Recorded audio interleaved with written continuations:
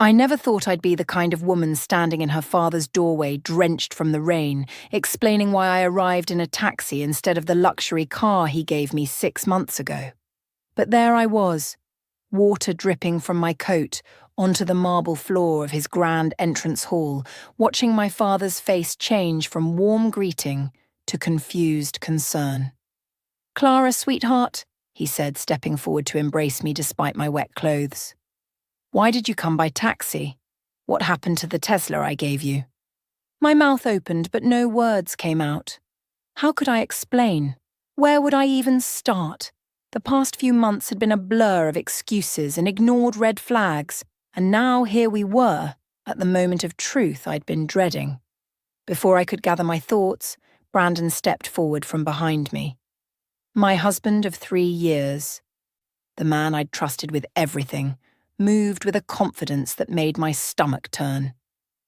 He placed his hand on my shoulder in what probably looked like a supportive gesture to my father, but I could feel the warning in his grip.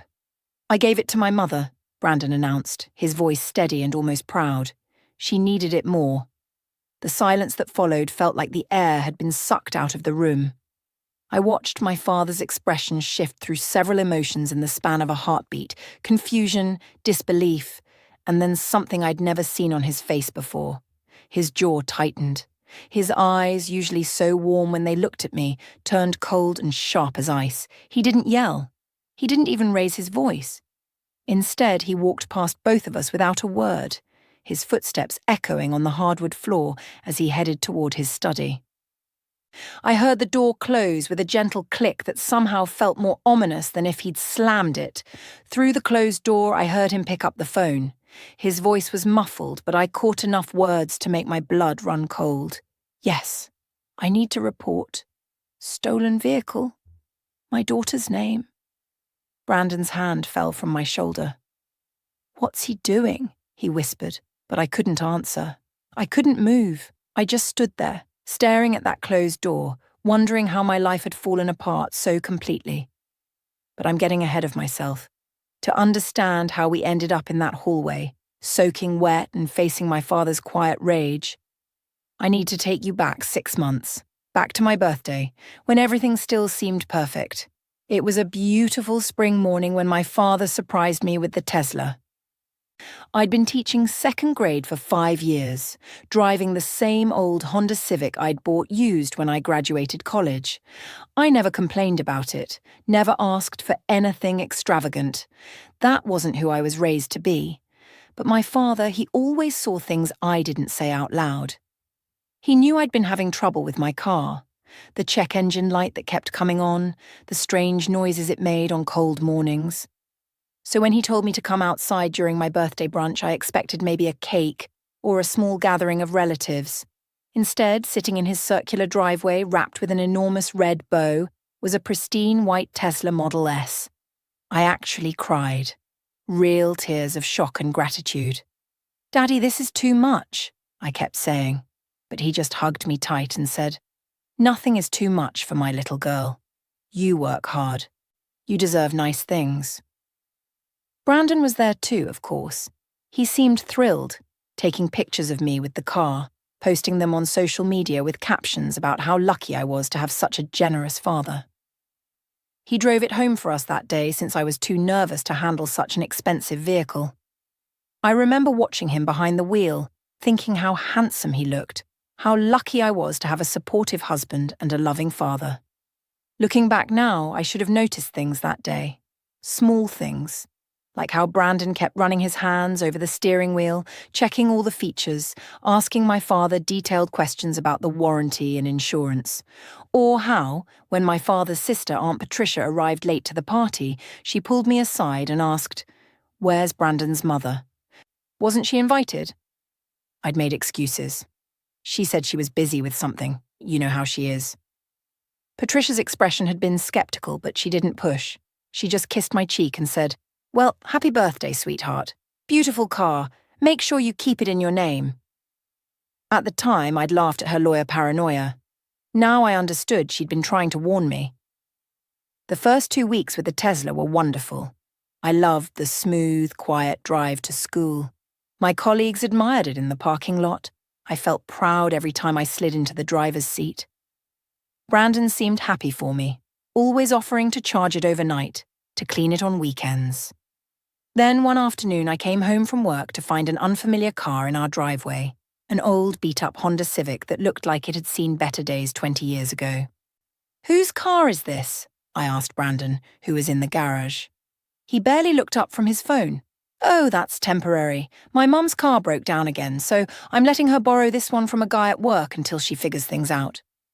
Something about his tone bothered me, but I couldn't pinpoint what. Is she okay? Does she need help paying for repairs? Brandon's eyes flashed with something, annoyance, defensiveness, before he softened his expression. "She's fine. You know how proud she is. She wouldn't accept money from us anyway." That night his mother called. Mrs. Louise had a voice that carried, and our apartment walls were thin. I was in the bedroom folding laundry when I heard her through Brandon's phone, loud enough that he might as well have had her on speaker. "Finally, you do something useful for me. That girl's father gives her everything while I struggle with nothing. It's about time you remembered who raised you."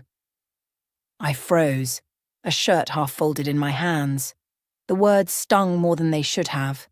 I'd always tried to be kind to Mrs. Louise, even when she made little comments about my privileged upbringing, or how some people have it easy. Brandon's response was too quiet for me to hear, but his mother's voice came through again. "I don't care what she thinks. I'm your mother. I come first." I pretended to be asleep when Brandon came to bed that night. I didn't want to fight. I told myself I was being oversensitive, that of course his mother was important to him, that helping her with a temporary car situation was a kind thing to do. But over the next few weeks, I started noticing things. The Tesla wasn't always in our garage when I got home from work. Brandon always had explanations. He'd taken it to get detailed, or he was test driving it to make sure everything ran smoothly, or he'd loaned it to a colleague whose car was in the shop. Each excuse seemed reasonable on its own. But together, they started forming a pattern that made me uneasy. One Friday, I finished my lesson plans early and decided to leave school right after the final bell instead of staying late like I usually did. I texted Brandon that I'd be home early, suggesting we could grab dinner together. He responded immediately. "Stuck in a meeting, might be late, order something for yourself." But something felt wrong. Maybe it was intuition, or maybe I'd just ignored my gut feelings for too long. Instead of going home, I asked my coworker Jennifer if I could borrow her car, claiming mine was making weird noises and I wanted to get it checked before driving it. Then I drove to Brandon's office and waited. What I saw that evening changed everything, though I didn't fully understand it at the time. I sat in Jennifer's car across the street from Brandon's office building, feeling ridiculous. What was I doing? Spying on my own husband like some paranoid character in a bad movie. I was about to start the engine and leave when the building's glass doors opened. Brandon walked out, briefcase in hand, looking relaxed and casual. He wasn't rushing like someone late from a meeting. He strolled to the parking garage entrance, and moments later my white Tesla emerged into the fading sunlight. My heart started pounding. Okay, I thought. Maybe he's coming home now. Maybe the meeting ended early. I'd feel stupid for doubting him, but at least everything would be fine. Except Brandon didn't turn toward our apartment. He headed in the complete opposite direction. I followed him. I kept several car lengths back, my hands gripping Jennifer's steering wheel so tight my knuckles turned white. We drove for 20 minutes, leaving the business district and entering an older part of town with small apartment complexes and corner grocery stores. The Tesla slowed, then pulled into a parking lot I recognized. My chest tightened. It was the building where Mrs. Louise lived. Brandon parked in a visitor spot, got out, and walked to the building entrance. He pressed a buzzer and waited. A minute later, his mother appeared at the door. She was dressed in a nice pantsuit, her hair freshly styled. She looked nothing like someone who was struggling. What happened next made my stomach drop. Brandon handed her the keys to my car. Not borrowing them, actually placed them in her palm and closed her fingers around them. She smiled, stood on her toes to kiss his cheek, and then walked to the Tesla like she owned it. I watched Mrs. Louise adjust the seat, check the mirrors, and pull out of the parking lot with the practiced ease of someone who'd driven that car many times before. She didn't hesitate. She didn't fumble with the controls. She drove away like the Tesla was hers. Brandon watched her leave, waved, and then pulled out his phone, presumably calling an Uber to get himself home. I sat frozen in Jennifer's car for 10 minutes after he left, trying to process what I'd just witnessed. My husband had given my car, the birthday gift from my father, to his mother. Not for an emergency, not for a day. This was clearly routine for them. When I finally drove back to return Jennifer's car, my mind was spinning with questions. How long had this been going on? How often was Mrs. Louise using my Tesla? And most importantly, why had Brandon lied about all of it? I got home before Brandon did. I made dinner mechanically, chopping vegetables and stirring pots while my thoughts raced. When I heard his key in the lock, I quickly composed my face into something neutral. "Hey, honey," he called out, sounding cheerful. "Sorry I'm so late. That meeting ran forever." I turned from the stove. "It's okay. How was your day?" "Exhausting," he said, loosening his tie. "I need a shower." "Be down in 15. As soon as I heard the bathroom door close and the water start running, I went to check the coat closet where we kept our car keys. The Tesla key was hanging on its usual hook. Brandon must have kept a spare to give to his mother. During dinner, I tested him. "Where's the Tesla?" I asked casually, taking a sip of water. Brandon didn't even pause chewing. "Oh, I lent it to Greg from work. His car's in the shop for a few days. I figured we could use your old Honda until he returns it." The lie came so smoothly, so effortlessly, that I realized this wasn't new for him. He'd probably been lying to me about 100 small things, and I'd been too trusting to notice. "That's nice of you," I managed to say, though the words tasted bitter. Over the next 2 weeks, I became a detective in my own marriage. I started paying attention to patterns I'd previously ignored. The Tesla disappeared every Tuesday and Thursday. I checked the garage before work and after. On weekends, it was often gone for hours at a time. I began checking the mileage. The car had accumulated over 1,200 miles in just 2 weeks. My commute to school was 8 miles round trip. Even if I'd driven it every single day, that would only account for a fraction of the total. Then I found the receipts. They were stuffed in the glove compartment, crumpled like someone had wadded them up and tossed them carelessly inside. Grocery stores near Mrs. Louise's apartment. A nail salon 2 blocks from her building. A restaurant she'd mentioned loving during one of her rare visits to our home. All the receipts were recent, all dated within the past month. I took pictures of everything with my phone, though I wasn't sure yet what I'd do with the evidence. The breaking point came when Aunt Patricia stopped by unexpectedly one afternoon. I was home alone, grading papers at the kitchen table, and probably looked as miserable as I felt. "What's wrong?" she asked immediately, her lawyer instincts detecting trouble. I broke down. Everything poured out. The missing car, the lies, what I'd witnessed outside Mrs. Louise's apartment, the receipts, the mileage.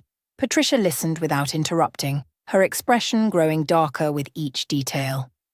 "Do you have the car's registration and insurance information?" she asked when I finished. I pulled the documents from our file cabinet. Patricia spread them on the table and started reading, her finger tracing lines of text. Suddenly she stopped. "Clara," she said carefully, "did you sign this insurance modification form?" I looked at where she was pointing. It was a document adding Mrs. Louise as a primary driver on the Tesla's insurance policy. The signature at the bottom looked like mine, but I'd never seen this paper before. "No," I whispered. "I never signed that." Patricia pulled out her phone and started taking pictures. "He forged your signature. That's insurance fraud. And claiming his mother lives at your address when she doesn't. That's another violation." She looked up at me with serious eyes. "Clara, this isn't just marital problems anymore. This is illegal. What should I do?" I felt overwhelmed, scared of what confronting all this would mean. First, we document everything. Then you need to tell your father." "No," I said immediately. "Not yet." "If I tell Daddy now, he'll explode. You know how protective he is. I need Brandon to admit what he's done in front of my father, so there's no way he can talk his way out of it or make me look like the bad guy." Patricia studied me for a long moment, then nodded slowly. "Your father's having his annual family dinner in 3 weeks. That could work." She paused. "But, Clara, are you prepared for what might happen? This could end your marriage." I thought about Brandon's easy lies, about watching him hand my car keys to his mother, about the insurance fraud and the complete disregard for my feelings. "Maybe it should end," I said quietly. The next 3 weeks were the longest of my life. I played the role of oblivious wife perfectly, accepting Brandon's excuses with smiles and nods. Brandon seemed to relax as the days passed. Apparently convinced he'd gotten away with everything. He became almost cocky about it, his lies growing more elaborate and less careful. He stopped hiding the spare Tesla key, leaving it casually on his dresser. He took longer trips with unexplained absences, always with ready excuses I pretended to believe. I stopped asking questions entirely. When the Tesla disappeared, I simply drove my old Honda without comment. Brandon seemed pleased with my acceptance, probably thinking he'd train me to be compliant. What he didn't know was that I was documenting everything. Every time the car vanished, I noted the date and time in my phone. Every receipt I found, I photographed. Every mile on the odometer I recorded. Aunt Patricia had taught me well. If we were going to confront this, we needed undeniable proof. The boldest moment came 2 weeks before my father's dinner. I was in the kitchen making coffee when I heard a car pull into our driveway. Looking out the window, I saw the Tesla, and behind the wheel was Mrs. Louise. She parked casually like she'd done it 1,000 times and walked to our front door. I heard her key turn in the lock. Brandon had given his mother a key to our home without telling me, and she entered calling out, "Brandon, are you here?" "He's at work," I said, stepping into the hallway. Mrs. Louise jumped slightly, clearly not expecting to see me. "Oh, Clara, I didn't know you'd be home." "I live here," I said simply, keeping my voice pleasant. She recovered quickly, smoothing her blouse. "Brandon said I could stop by to pick up some dishes I'd left here last week." We both knew she hadn't left any dishes. She'd barely visited our apartment more than twice in 3 years. But I smiled and gestured toward the kitchen. "Of course. Help yourself." While she pretended to search for imaginary dishes, I watched her through the doorway. She moved comfortably through our home, opening cabinets like she knew where things were kept. After a few minutes of pointless searching, she gave up the pretense. "Actually, I should get going," she announced. "I have errands to run." "In the Tesla?" I asked innocently. She froze for just a second, then recovered. "Brandon lent it to me for the day. My car's having issues again." "That's kind of him," I said, still smiling. "It must be nice having such a reliable car to borrow whenever you need it." Something flickered in her eyes. Suspicion, maybe, or guilt. "Yes, well, Brandon's a good son." "He understands family comes first." She paused at the door. "You should tell your father to get you a new car anyway. That Tesla's getting older now, and I need something dependable." The audacity of it took my breath away. She wasn't even pretending anymore. In her mind, my car had already become hers, and I should just accept it and ask my father for a replacement. I bit my tongue so hard I tasted blood. "I'll keep that in mind," I managed to say. After she left, I sat on the couch and cried. Not sad tears, angry ones. Frustrated tears for all the times I'd made excuses for Brandon, all the red flags I'd ignored, all the moments I'd chosen peace over standing up for myself. That evening, Brandon came home in an Uber, whistling cheerfully. "How was your day?" he asked, kissing my forehead like everything was normal. "Fine," I said. "Your mother stopped by." He went very still. "Oh? What did she want?" "She said she was picking up dishes she'd left here." I watched his face carefully. "Funny thing, though, she couldn't find them. Must have forgotten where she left them." Brandon's expression smoothed into something too casual. You know how forgetful she gets. I'll ask her about it. We didn't discuss it further, but I could feel the tension humming between us for the rest of the evening. 3 days before my father's dinner, I made my move. I needed to force Brandon's hand to make him admit the truth out loud so he couldn't claim later that I'd misunderstood or exaggerated. "Brandon," I said over breakfast, "my Honda's making terrible noises. I need to take the Tesla to work for the next few days while I get it checked out." The colour drained from his face. "That's not possible right now." "Why not? It's my car." "Because," he fumbled for words, "because my mum has important appointments this week, medical stuff. She needs reliable transportation." "She can use your car," I said calmly, buttering my toast. "My car's too small for her." His voice rose. "She has back problems. The Tesla's seats are better for her condition." "Brandon, my father gave me that car for my birthday, not your mother's medical appointments." His face flushed red. "Why are you being so selfish about this? My mother is struggling. She needs help. You have options. You could ask your father for anything. She has nobody but me." "I'm not being selfish for wanting to use my own car." "Yes, you are." He stood abruptly, his chair scraping loudly against the floor. "You have no idea what it's like to actually need something. Everything's been handed to you on a silver platter while my mother worked herself to the bone raising me alone.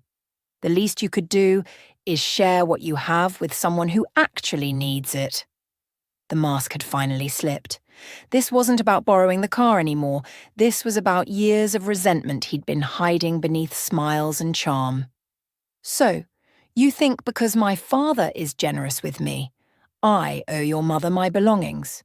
I think you should be less spoiled and more compassionate," he shouted. "Do you know how embarrassing it is? My wife drives a luxury car while my mother struggles with an unreliable vehicle. What does that say about me?" There it was. The real issue wasn't his mother's needs, it was his ego. How it looked to other people that his wife had more than his mother. I stood up slowly, keeping my voice level. "Where is the Tesla right now, Brandon?" He hesitated too long before answering. "With my mother. She needed it today." "And yesterday?" "Yes." "And the day before that?" "Clara." "How long has she been using my car regularly? Weeks? Months?" Brandon's jaw clenched. "Fine. You want the truth. My mother has been using the Tesla regularly because she needs it more than you do. You have other options. You can use your old car, or ask your father for rides, or take the bus. She doesn't have those choices." "The truth," I said quietly, "is that you gave away something that wasn't yours to give, without asking me, without even telling me." "I'm telling you now," his voice cracked with frustration. "And I'm not apologizing for helping my mother. If you can't understand that family comes first, then maybe you're not the person I thought you married." The irony of his words wasn't lost on me. "You're right about one thing," I said. "We're going to my father's dinner on Saturday. We'll take a taxi since apparently I don't have a car anymore. And you're going to explain to him, face to face, exactly what you've done with his gift to me." Brandon's anger evaporated instantly, replaced by fear. "Clara, no. We can work this out between ourselves. Your father doesn't need to know about this. He gave me that car, Brandon. He deserves to know that his son-in-law decided his mother's convenience was more important than his daughter's property. Please." He actually reached for my hands, his voice turning desperate. "If you tell him, you know what he'll do. He'll overreact.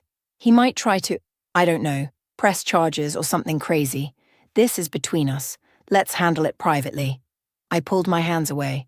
"You should have thought about that before you forged my signature on insurance documents." His face went white. "How did you—" He stopped himself, but it was too late. "How did I know about that? I pay attention, Brandon. Maybe not as quickly as I should have, but eventually I notice when someone treats me like I don't matter."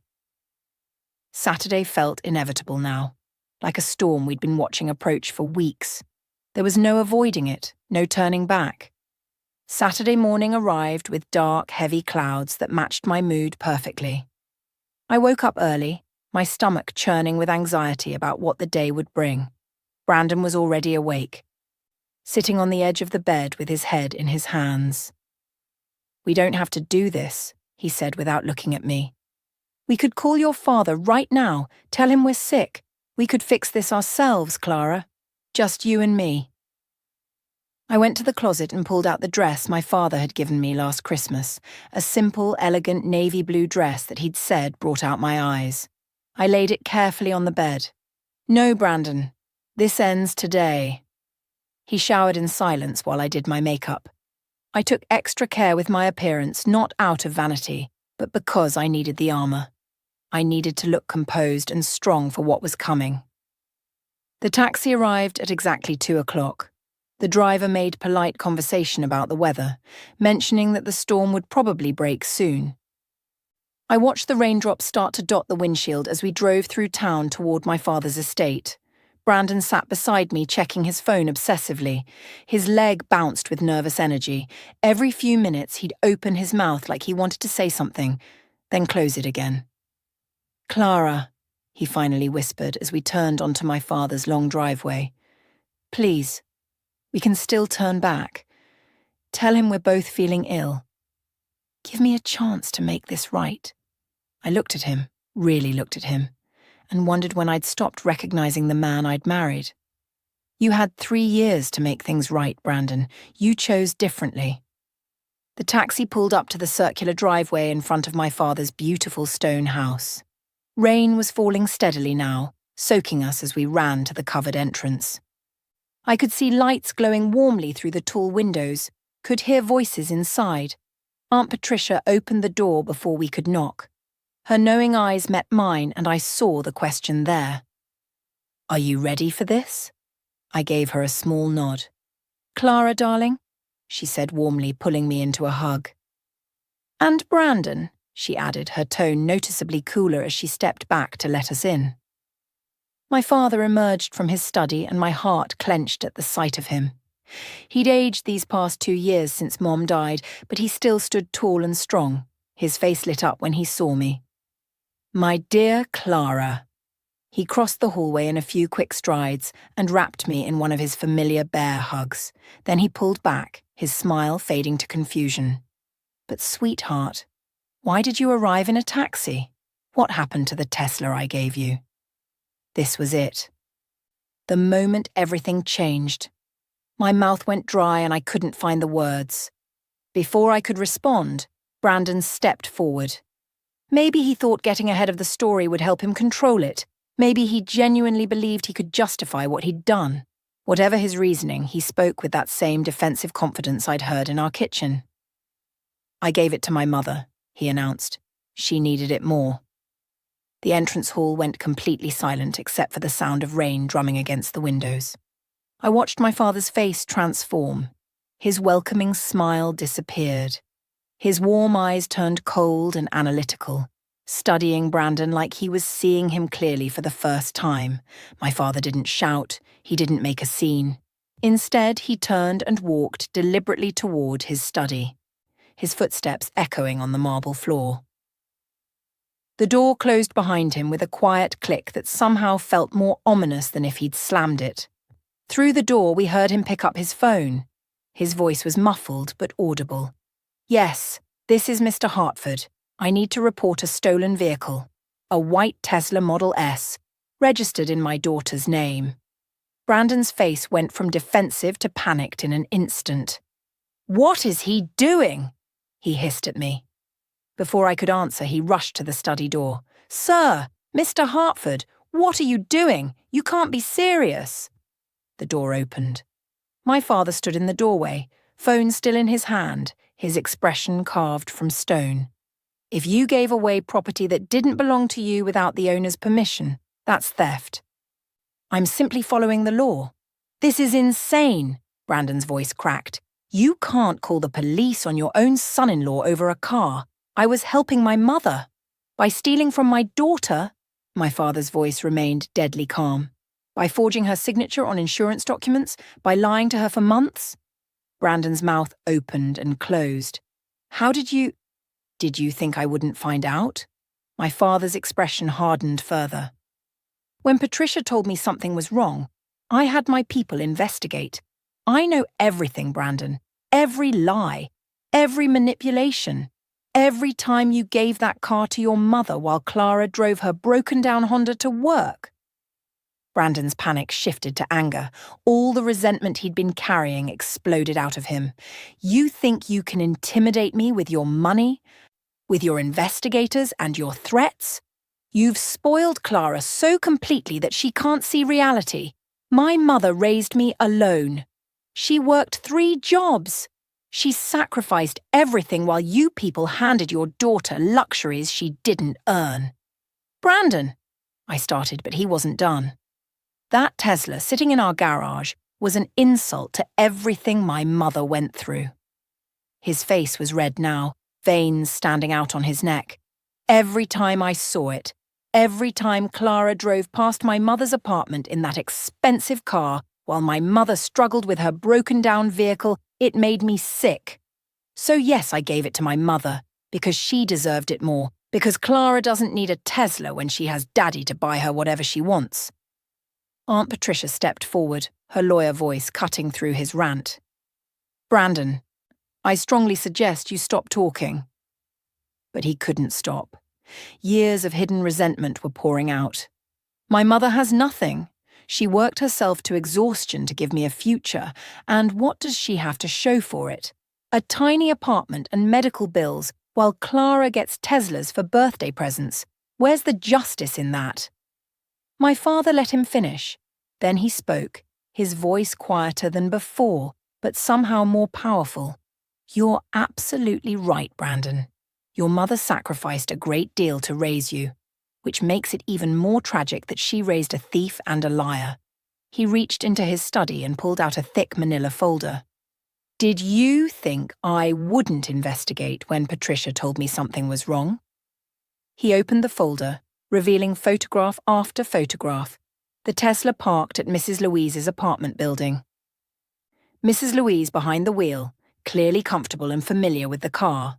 Insurance documents with my forged signature, even screenshots from social media where Mrs. Louise's friends commented on her new car.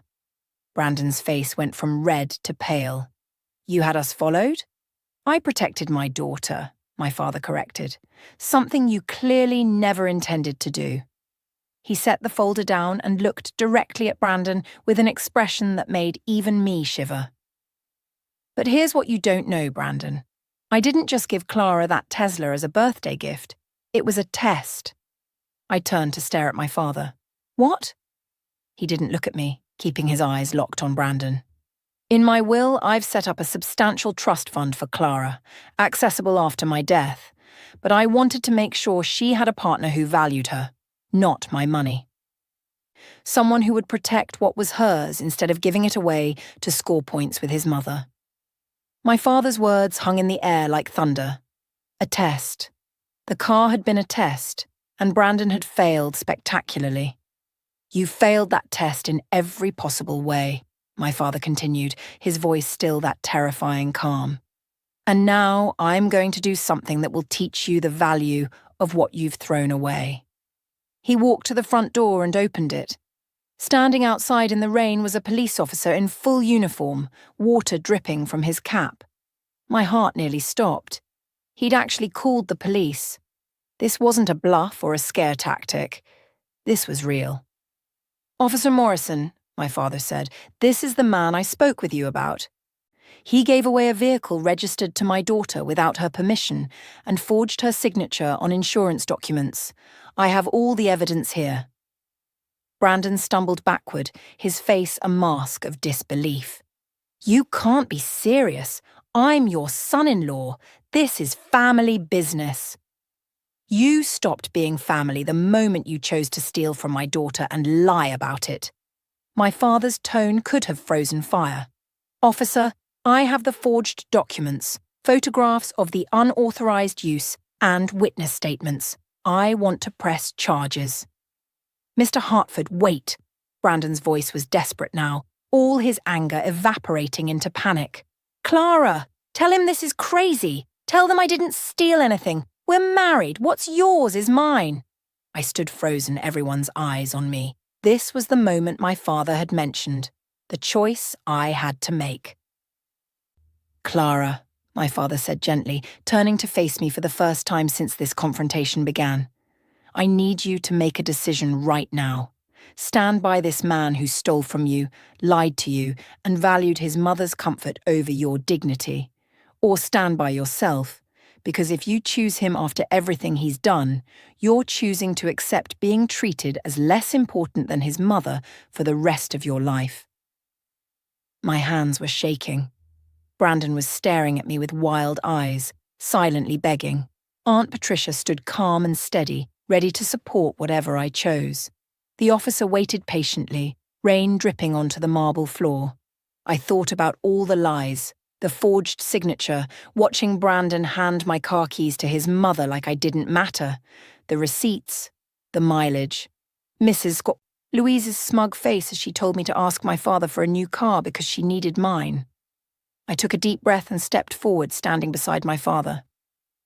"Officer," I said, my voice surprisingly steady.